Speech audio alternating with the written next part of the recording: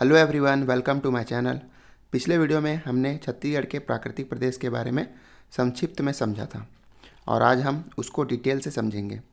For example, जैसे अगर भारत की बात करें तो उत्तर में हिमालय पर्वत है और पूरे पर्वत को हम हिमालय पर्वत कहते हैं, लेकिन इसमें कई विशेषताएँ होती हैं। जैसे इसी हिमालय में सबसे ऊँची चोटी माउंट एवरेस्ट भी है और कई अन्य महत्वपूर्ण और ऊँची चोटियाँ भी हैं, जैसे केटू, कंचनजंगा, लद्दाख माउंटेन, काराकोरम इत्यादि माउंटेन हैं। वैसे ही छत्तीसगढ़ के विभिन्न प्राकृतिक प्रदेशों में विभिन्न प्रकार की चोटियाँ एवं महत्वपूर्ण पर्वत श्रृंखला हैं। तो चलिए शुरू करते हैं। तो सबसे पहले देखने वाले हैं हम उत्तरी पहाड़ी की ओर। तो उसमें आता है पूर्वी बघेलखंड का पठार।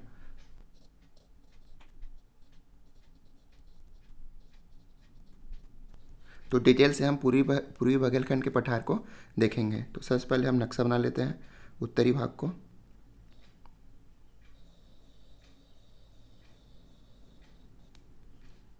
ओके, ये जो नक्शा है मैंने बताया था आपको, तो फर्स्ट वीडियो देख सकते हो इसके लिए। ये बना लिए मैंने सरगुजा, ये आपका कोरिया, सूरजपुर, बलरामपुर और ये जसपुर। तो सबसे पहले देख लेते हैं इम्पॉर्टेंट पर्वत श्रृंखला। ठीक है, तो एक पर्वत श्रेणी है जो कहाँ तक फैला हुआ है, कोरिया से बलरामपुर। इसको हम बोलते हैं चांग बखार देवगढ़ की पहाड़ी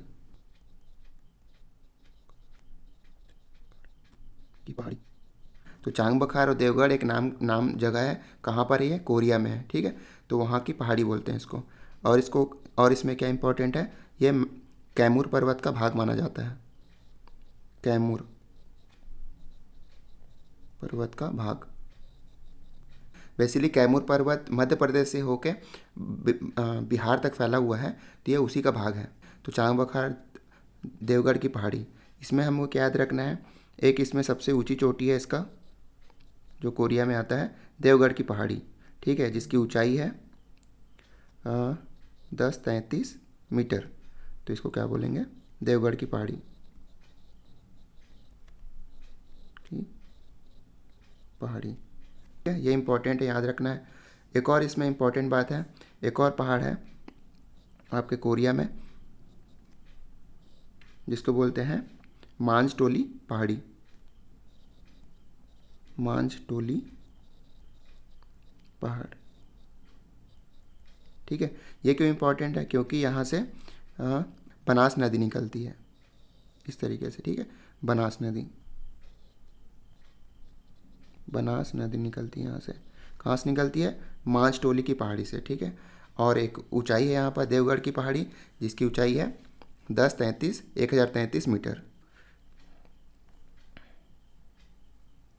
और आगे देख लेते हैं। और एक इम्पॉर्टेंट यहाँ पर है सरगुजा में रामगढ़ की पहाड़ी।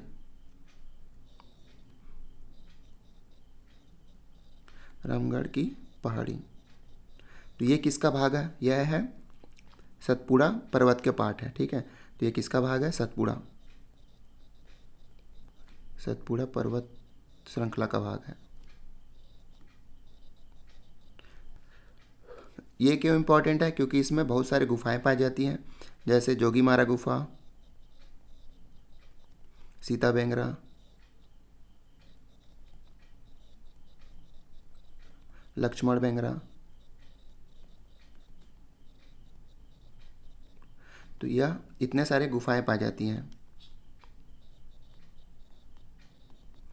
ठीक है, ऐसा माना जाता है कि भगवान श्री राम, सीता माता और लक्ष्मण जी इसी गुफा में ठहरे हुए थे, इसलिए यहाँ पर इतने सारे गुफाएं हैं, जैसे सीता बेंगरा, लक्ष्मण बेंगरा। ठीक है, और एक है जोगीमारा।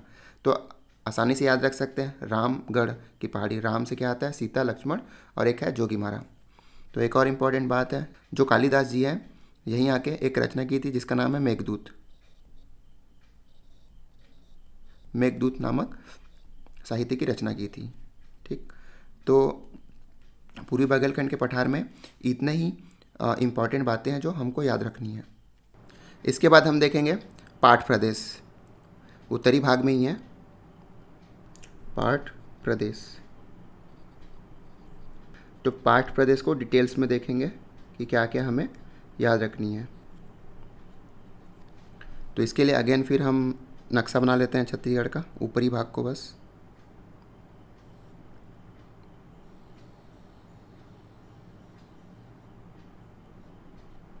अगेन फिर मैंने सरगुजा बना लिया, ये कोरिया, सूरजपुर, जसपुर, ठीक है, उत्तरी भाग को बना लिया। तो सबसे पहले सबसे महत्वपूर्ण यहाँ पर होता है मैन पार्ट। तो मैन पार्ट कौन सा ज़िला में है? वो आपके सरगुजा में है।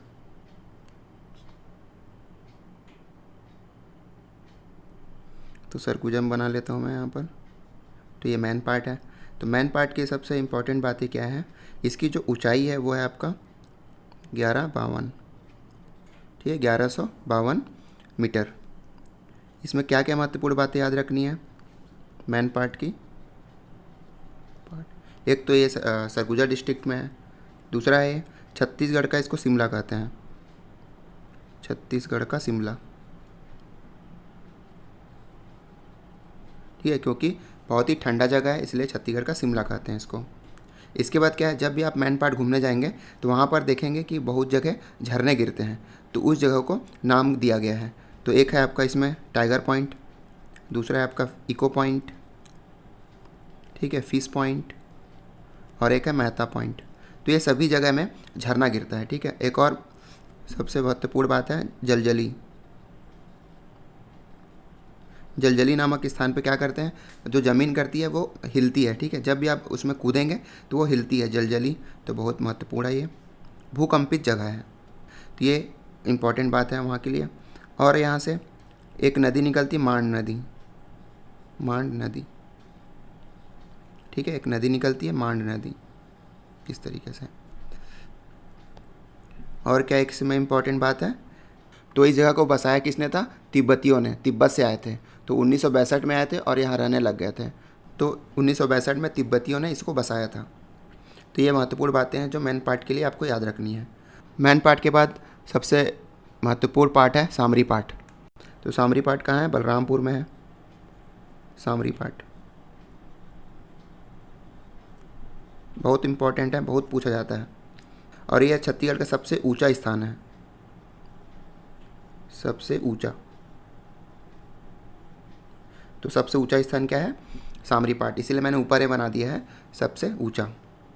और यहाँ पर एक ऊंचाई, इसकी ऊंचाई है जो लगभग है 12-25 मीटर, ठीक है, इसकी ऊंचाई है। और उस जगह का नाम क्या है? गौरलाटा। तो उस पहाड़ का नाम है गौरलाटा, और ये कुसमी नामक स्थान पे है।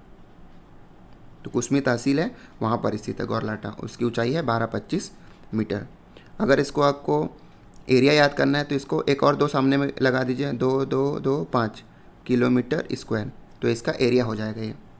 तो यहाँ से आप आसानी से याद रख सकते हैं। इसमें आपको इतना याद रखना है, सामरी पार्ट में सबसे ऊंचा स्थान है गौरलाटा, इसकी सबसे ज़्यादा ऊंचाई है 12-25। इवन छत्तीसगढ़ का सबसे ऊंचा स्थान है, तो सबसे ऊंचा पहाड़ किसको बोलेंगे? गौरलाटा को, कुसमी नामक स्थान पे है। इसके बाद हम बनाते हैं बलरामपुर और सरगुजा में आता है वो। तो इस पार्ट को हम बोलेंगे जारंग पार्ट। दोनों में आता है ये, किस में आता है? बलरामपुर और सरगुजा में पार्ट। इसको यहाँ पर क्या, इसकी खासियत क्या है? बॉक्साइट सबसे ज़्यादा मिलता है यहाँ पर। तो बालको जो है बॉक्साइट यहीं से निर्यात करता है, बॉक्साइट सबसे ज़्यादा मिलता है यहाँ पर। तो ये आपको याद रखनी है जारंग पार्ट में। और कहाँ पर आता है जारंग पार्ट? बलरामपुर और सरगुजा डिस्ट्रिक्ट में। उसके बाद एक और यहाँ पर मैं बनाता हूँ आपको,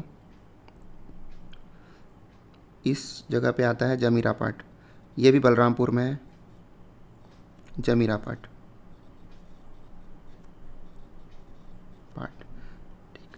इसको हम बॉक्साइट का मैदान कहते हैं, बॉक्साइट का मैदान है ये, इसको इस नाम से जाना जाता है।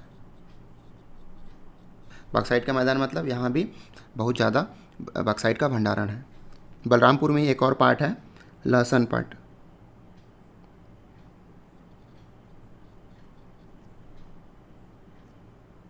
लहसन या लहसुन याद रख सकते हो आप, लहसन पार्ट, कई जगह लहसुन पार्ट बोलते हैं और लहसन पार्ट, लहसुन नहीं मिलता वहाँ पर, लहसन पार्ट है।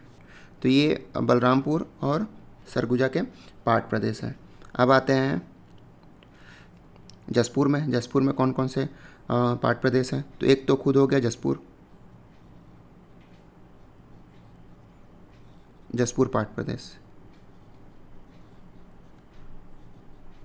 पाट प्रदेश या जसपुर पाट बोलते हैं। इसका जो एरिया है वो 4304 है किलोमीटर स्क्वायर। तो सबसे बड़ा पाट प्रदेश इसको बोलते हैं, एरिया सबसे ज़्यादा है, सबसे बड़ा पाट प्रदेश, सबसे बड़ा पाट प्रदेश है। ठीक है, ये आता है क्वेश्चन में। सबसे बड़ा पाट प्रदेश कौन है? तो जसपुर पाट प्रदेश है। यहाँ पर जसपुर में एक और पाट प्रदेश है जिसको हम बोलते हैं पंडरा पाट, पंडरा पाट। तो पंडरा पाट क्यों ज़रूरी है? क्योंकि इस स्थान से ईब नदी और कन्हार नदी निकलती है। तो ईब नदी आपका आता है यहाँ से पंडरा पाट से निकलते हुए सरगुजा से होते हुए इधर जाता है। ठीक है, ईब नदी, ईब नदी। ठीक है, एक और नदी निकलता है पंडरा पाट से ही, तो वो कहाँ जाता है? कन्हार नदी है, वो आपके बलरामपुर से होके आगे जाता है, कन्हार नदी।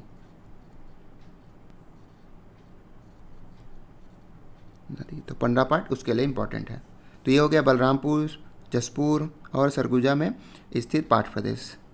इसके बाद एक और इम्पोर्टेंट है जो सूरजपुर में है। तो सूरज में एक पहाड़ी है जिसका नाम है सीता लेखनी पहाड़।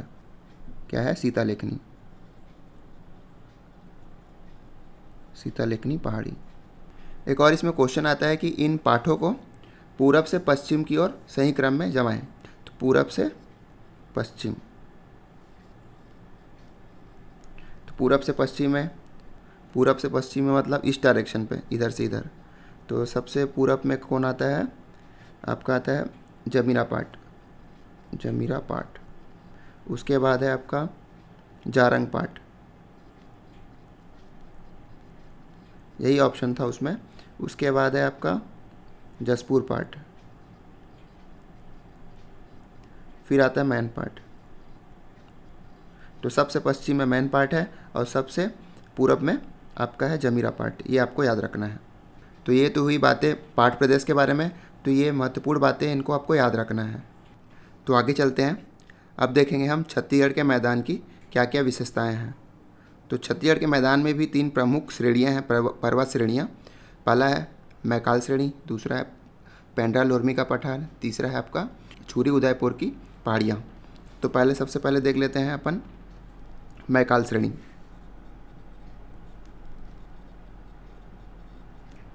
तो मैकाल श्रेणी को देखने से पहले हम पहले छत्तीसगढ़ का मैदान बना लेते हैं।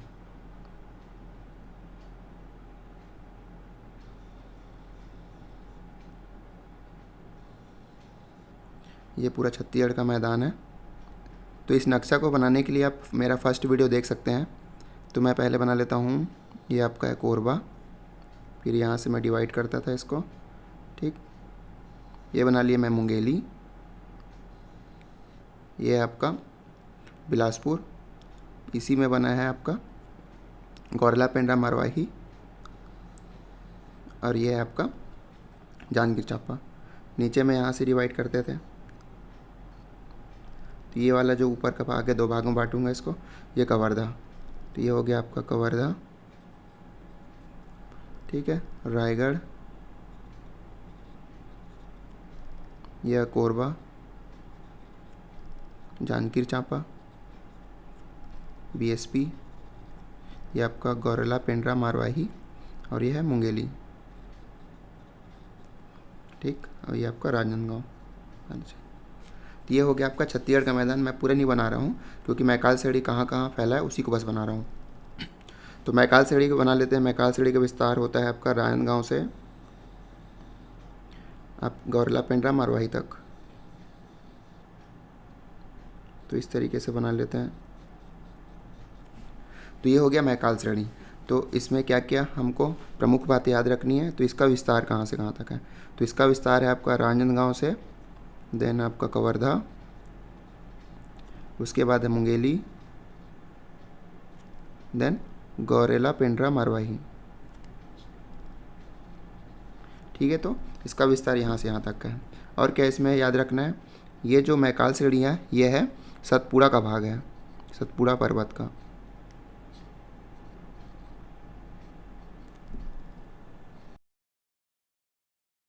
और क्या याद रखना है, तो आप फिगर में देख सकते हो ये अर्धचंद्राकार है, मतलब आधे चंदा टाइप का दिखता है, तो इसकी जो आकृति है वो क्या है, अर्धचंद्राकार।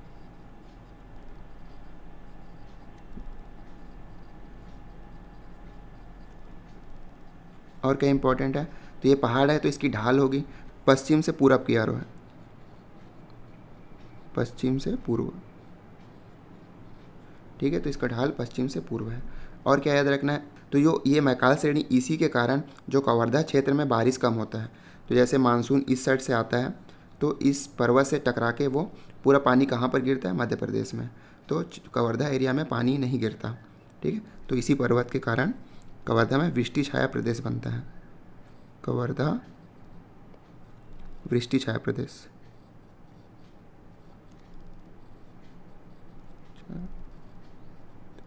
वृष्टि छाया प्रदेश मतलब जहाँ पर वर्षा नहीं होती, कम होती है। तो ये प्रमुख बात याद रखनी है। और क्या क्या याद रखनी है उसको देख लेते हैं। तो ये जो पर्वत श्रेणी है तो राजनांदगांव से होकर गौरेला पेंड्रा मारवाही तक जाता है, तो प्रमुख स्थानों से होकर जाती है। तो जैसे ये कहाँ से स्टार्ट होता है इसको देख लेते हैं। ये हो गया राजनांदगांव में डोंगरगढ़, और एक और जगह है यहाँ पर राजनांदगांव में खैरागढ़,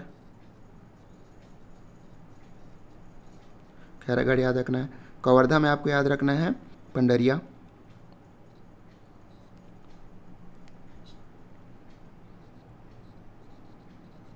पंडेरिया से होकर जाता है। मुंगेली में याद रखना है आपको लोरमी, जगह के नाम है सभी लोरमी। और गौरेला पेंड्रा मारवाही में पेंड्रा, पेंड्रा तक ये फैला हुआ है। ये प्रमुख स्थान याद रखना है। और इसमें क्या इंपॉर्टेंट बातें हैं जो हमको याद रखनी है, तो इसमें एक ऊंचाई है, एक ऊंची चोटी है जिसका नाम है बदरगढ़। वो कहाँ पर है, कवर्धा में, ठीक है, बदरगढ़, और इसकी ऊंचाई है 1176 मीटर, 1.176 किलोमीटर बोल सकते हो। ये देखो 1.176 किलोमीटर या फिर 1176 मीटर। तो ये बदरगढ़ बहुत इंपॉर्टेंट है, कहाँ पर है, कवर्धा में है। इसके अलावा और भी पहाड़ियाँ हैं उसको देख लेते हैं। जैसे राजनांदगांव में एक पहाड़ी है चांदी डोंगरी, ठीक है। और भी पहाड़ियाँ हैं जैसे केरला भवानी, ये भी वही पहाड़ है। एक और पहाड़ है जैसे इसमें कलवारी पहाड़, कलवारी पहाड़, और भी पहाड़ हैं तो उसको हम बाद में देखेंगे। तो ये प्रमुख प्रमुख बातें हैं, इसको याद रखना है। इसके साथ ही साथ हमें याद रखना है क्योंकि मैकाल श्रेणी से बहुत सारे नदियाँ निकलती हैं, जैसे हाफ नदी, यहाँ से निकलने वाली नदियाँ, हाफ नदी, बंजर नदी, ताड़ा, आमनेर, मुस्का और पिपरिया। तो ये नदी यहाँ से निकलता है, ठीक है। और इम्पॉर्टेंट है यहाँ पर बात जो खैरागढ़ है आपका, तो यहाँ पर त्रिवेणी संगम बनता है, मतलब 3 नदियों का मेल होता है। तो कौन कौन सी नदियाँ है वो, मुस्का, पिपरिया और आमनेर। तो ये 3 नदियों का त्रिवेणी संगम होता है यहाँ पर, तो इसको याद रखना है।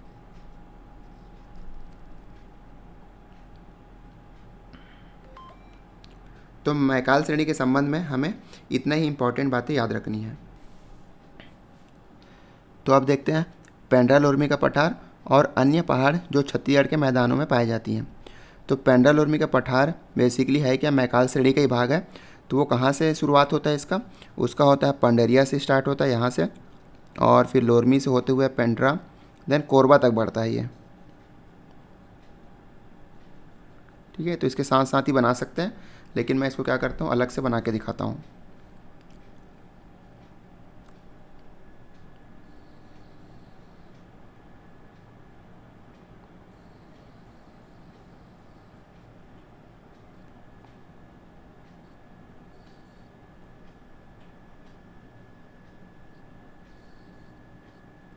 तो ये पूरा हो गया आपका छत्तीसगढ़ का मैदान। अब इसको पूरे ज़िले बना लेते हैं। तो मैं सबसे पहले बनाता हूँ कोरबा, और इसको भाग करते हैं इस तरीके से। मुंगेली बना लिया, बिलासपुर, कोरला, पेंड्रा, मरवाही, जांजगीर चांपा और रायगढ़। ये हो गया आपका, 4 भागों में बांटते हैं। ये इसको 2 भागों में बांटते हैं, फिर इसको 3 भागों में, फिर इसको 2 भाग में, इसको 3 भाग में, फिर इसको 2 भागों में। तो ये पूरा छत्तीसगढ़ मैदान में आने वाले ज़िले हैं। तो सबसे पहले बना लेते हैं हम पेंड्रा लोरमी का पठार। तो पेंड्रा लोरमी का पठार कहाँ से स्टार्ट होता है? आपके कवर्धा से होते हुए ये कोरबा तक जाता है।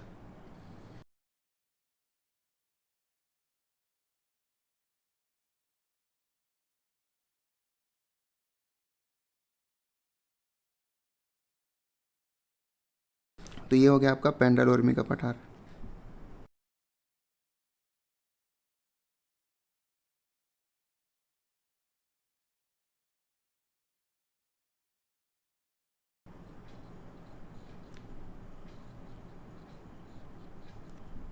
इसके प्रमुख जो जगह हैं उसको याद रख लीजिए। जैसे आपका कवर्धा में ये है पंडरिया, फिर मुंगेली में आपका लोरमी आता है, यहाँ पर पेंड्रा, और कोरबा में आपका आता है कटघोरा। पाली कटघोरा लिख लीजिए, घोरा। तो ये प्रमुख स्थान है। तो पेंड्रा और लोरमी से होके जाता है, इसलिए इसको पेंड्रा लोरमी का पठार बोलते हैं। इसमें प्रमुख बातें क्या याद रखनी है इस पेंड्रा लोरमी पहाड़ में? इसमें 2 प्रमुख चोटियां हैं। एक तो आपका पेंड्रा में है पलमा चोटी, तो यहाँ पर एक चोटी है पलमा चोटी,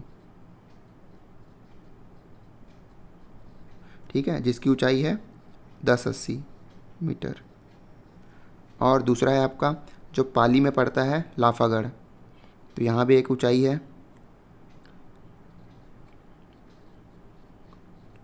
ठीक है, जिसकी ऊंचाई है आपका 1048 मीटर। ठीक, तो लाफागढ़ कहाँ है? पाली से होके जाते हैं। लाफागढ़ जब भी जाते हैं तो पाली कटघोरा भी याद रख सकते हैं। तो ये 2 प्रमुख चोटी है, पलमा चोटी और एक है आपका लाफागढ़ की चोटी। और एक प्रमुख बात है इसमें, जो आपका जो पेंड्रा है वहाँ पर एक पहाड़ है जिसको बोलते हैं खोंडरी पहाड़। तो खोंडरी खुनसरा पहाड़।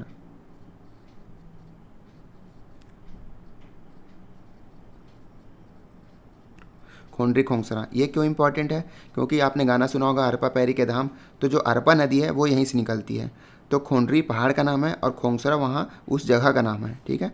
तो उस जगह से क्या निकलती है? अरपा नदी, अरपा निकलती है यहाँ से, तो इसलिए इम्पॉर्टेंट है।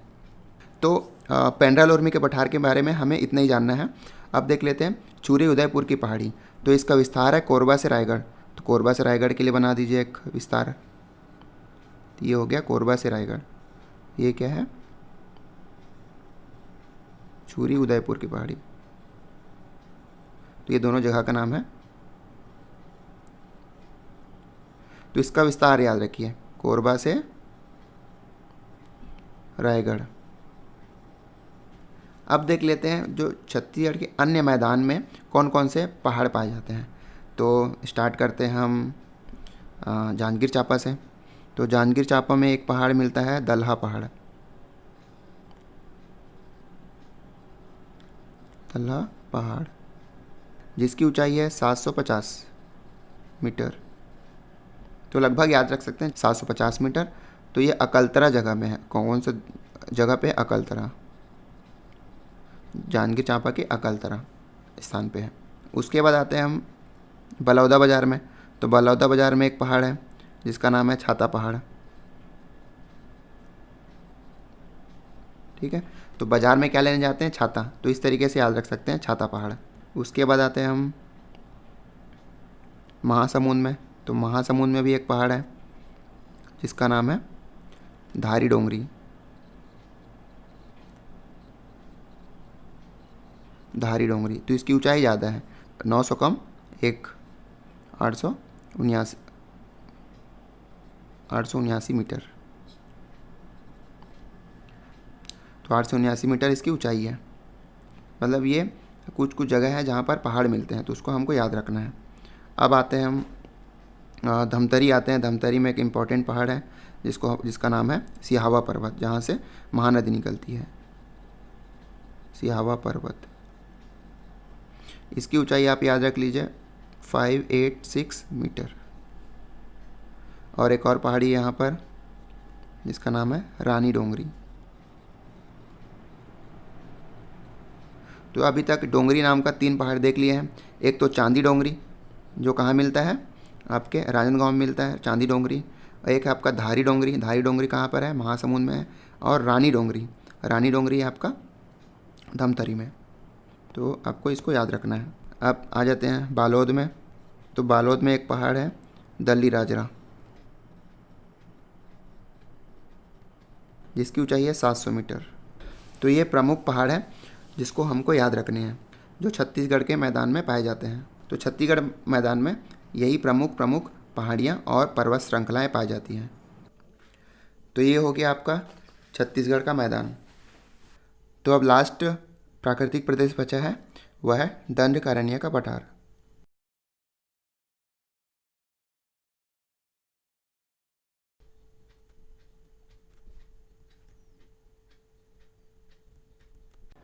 तो इसके लिए भी नक्शा बना लेते हैं।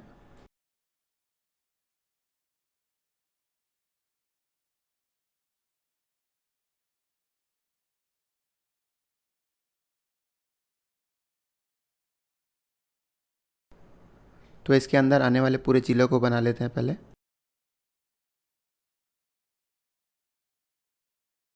ये मैंने बताया था सुपरमैन की पैंट बनानी है। उसके बाद ये करना है आपको, यहाँ जोड़ना है, ठीक है। उसके बाद एक गोलाकार बनाना है। उसके बाद इसको जोड़ना है इस तरह से। ये पूरे आपने बस्तर संभाग बना लिया। तो पहले मैं बता देता हूँ, ये आपका सुकमा है, सुकमा। ये आपका हो गया बस्तर। ये आपका कोंडागांव, कांकेर,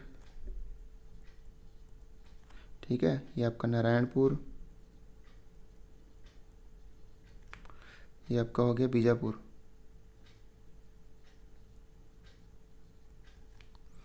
ठीक है। और ये आपका बीच वाला है आपका दंतेवाड़ा, ठीक।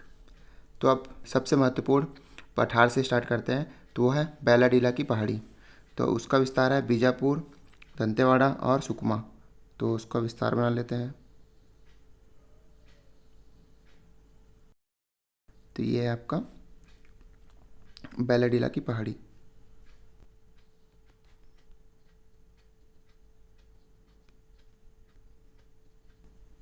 बैलाडीला की पहाड़ी लिख सकते हो या पहाड़, ठीक है। तो इसमें हमको क्या क्या याद रखना होगा।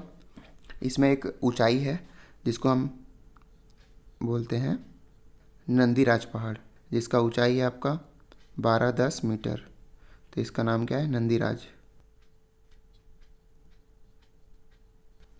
तो नंदीराज नाम का एक पहाड़ है जिसकी ऊंचाई है 1210 मीटर। तो ये इम्पॉर्टेंट है। उसके बाद और ये बैलाडीला पहाड़ी किसके लिए फेमस है, यहाँ पर बहुत सारे लोहे की खदानें मिलती है, लोहे की खदानें। इसमें महत्वपूर्ण है आपका किरंदुल। उसके बाद है आपका बैलाडीला। उसके बाद है बचेली। तो ये सभी क्या है, लोहे की खदानें हैं, क्योंकि यहाँ पर बेस्ट किस्म का लोहा मिलता है, बेस्ट आयरन मिलता है, ठीक है। क्यों बेस्ट आयरन मिलता है, क्योंकि ये जो आयरन बनता है वो सबसे प्राचीन पत्थर से बनता है, ठीक है। ओल्डेस्ट रॉक, सबसे प्राचीन पत्थर से बनता है, जिसका क्या नाम है, धारवाड़। धारवाड़ युग है, तो इतने पुराने युग के पत्थर से बनता है आयरन।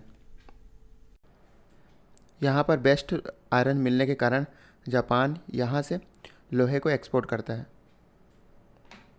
तो ये इम्पॉर्टेंट है, इसको याद रखना है आपको। उसके बाद आगे चलते हैं। उसके बाद इम्पोर्टेंट है आपका कोंडागांव में। कोंडागांव में क्या मिलता है? कोंडागांव में मिलता है आपका एक घाटी है जिसको हम बोलते हैं केशकाल की घाटी। केशकाल घाटी या पहाड़ लिख सकते हैं। इसका स्थानीय नाम है तेलिन घाटी। ये भी याद रखना है आपको, तेलिन घाटी। तो ये केशकाल घाटी क्यों फेमस है? क्योंकि जैसे हम रायपुर से बस्तर या दंतेवाड़ा जाना होता है तो हम बस पकड़ते हैं रायपुर से, और बाय रोड हम बस्तर जाते हैं, ठीक है। तो सबसे पहले वो क्रॉस करता है कांकेर को। तो कांकेर में एक ढाबा है, माकड़ी ढाबा बोलते हैं। तो जितने भी बसें हैं वहाँ रुकती हैं। उसके बाद केशकाल घाटी को पार करते हुए कोंडागांव पहुँचते हैं। तो केशकाल बेसिकली एक पहाड़ है। जैसे रायपुर से पूरा कांकेर एक पूरा प्लेन रोड है, फिर हमको एक पहाड़ चढ़ना पड़ता है कोंडागांव पहुँचने के लिए। तो उस पहाड़ को ही हम केशकाल घाटी बोलते हैं। तो उसमें टोटल 12 मोड़ हैं, 12 मोड़े हैं, ठीक है, रोड में। तो इस 12 मोड़ को पार करके हम केशकाल घाटी पहुँचते हैं, फिर कोंडागांव आता है। उसके बाद हम आगे का सफ़र करते हैं। ओके, तो ये केशकाल के बारे में याद रखना पड़ेगा कि वहाँ पर 12 मोड़ हैं, ठीक है, और उसको तेलिन घाटी के नाम से भी जाना जाता है। उसके बाद देख लेते हैं कौन सा इंपॉर्टेंट है। तो उसके बाद है आपका अबूझमाड़ की पहाड़ी। तो अबूझमाड़ की पहाड़ी का विस्तार है आपका कांकेर, नारायणपुर, बीजापुर और दंतेवाड़ा। तो बना लेते हैं।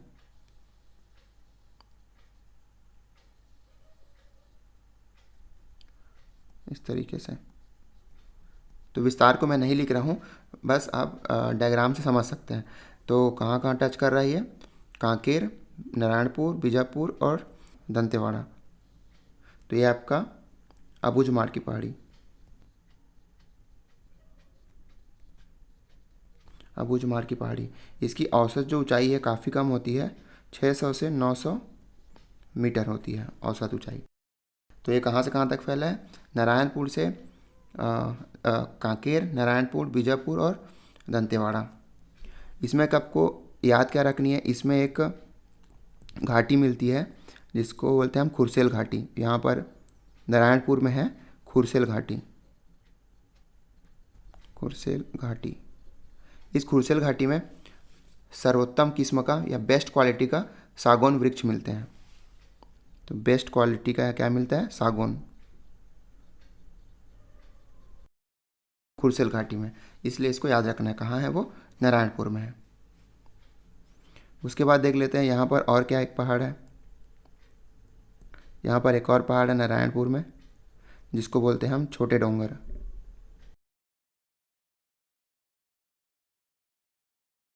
छोटे डोंगर नाम का पहाड़ है वहाँ पर, उसको भी याद रख लेना है।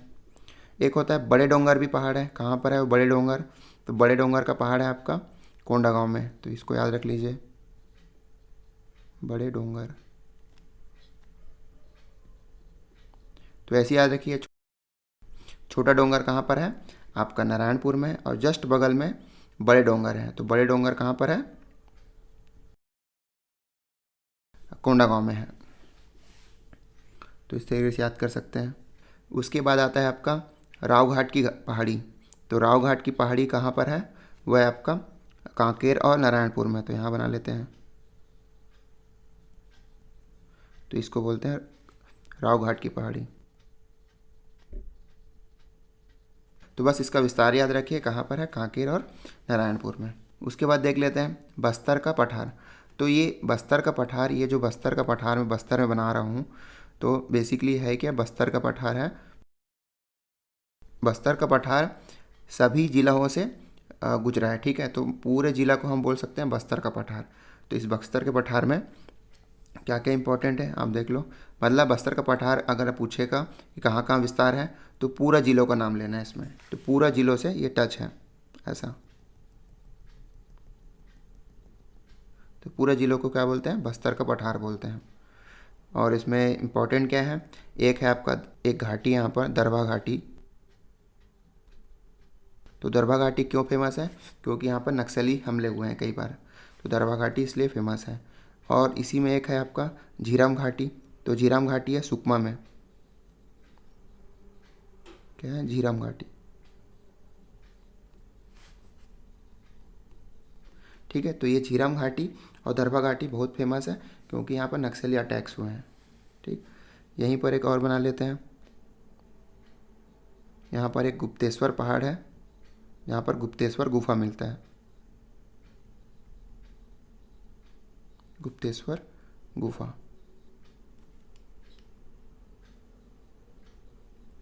ठीक है, गुप्तेश्वर पहाड़ है कहाँ पर, सुकमा में, तो याद रखना है वहाँ पर गुप्तेश्वर गुफा हमको मिलता है। उसका बाद अन्य पहाड़ देख लेते हैं जो इस दंडकारण्य के पठार में हैं। तो जैसे अगर और पहाड़ की बात करें तो बस्तर में कई पहाड़े हैं, तो बस्तर में बहुत सारे पहाड़ हैं, तो उनका मैं नाम लिख देता हूँ। तो मांझी डोंगरी,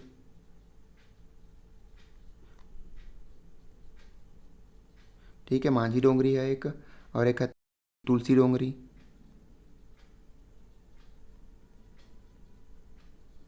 ठीक, तो मांझी डोंगरी, तुलसी डोंगरी बस्तर में है। उसके बाद बीजापुर में काफ़ी पहाड़ हैं, तो उसका भी नाम ये देख लीजिए यहीं पर। तो एक है बहुत ही फेमस अलबका की पहाड़ी, अलबका पहाड़। उसके बाद एक और है असुर पहाड़ी। ठीक है, असुर से असुर कहाँ होते हैं, लंका में, तो लंका की पहाड़ी। तो अलबका, असुर और लंका कहाँ पर है, बीजापुर में। एक और पहाड़ है जो तेलुगु में लिखा है, ठीक है, तो ये है अवापल्ली, अवापल्ली नडापल्ली। तो अवापल्ली नडापल्ली तेलुगु में है क्योंकि जस्ट ये किससे कनेक्टेड है, ये बीजापुर कनेक्टेड है आपका तेलंगाना से। तो अवापल्ली नडापल्ली एक पहाड़ है इसमें, तेलुगु पहाड़ जिसको बोल सकते हो। और कौन कौन सा पहाड़ है इसमें, अलबका, असुर और लंका। लंका और असुर तो याद होगा, लंका, असुर, और एक है अलबका पहाड़ी। तो ये प्रमुख प्रमुख पहाड़ और पठारे हैं जिसको हमको दंडकारण्य के पठार में याद रखने हैं। तो एक या दो बार पढ़िए इसको, तो आपको आसानी से याद हो जाएगा। तो ये हो गए आपके पूरे प्राकृतिक प्रदेश के बारे में। डिटेल से हमने देखा कि कौन कौन से यहाँ पर पर्वत श्रृंखलाएँ पाई जाती हैं और कौन कौन से पहाड़ पाए जाते हैं। तो चलिए मिलते हैं नेक्स्ट क्लास में। Thank you.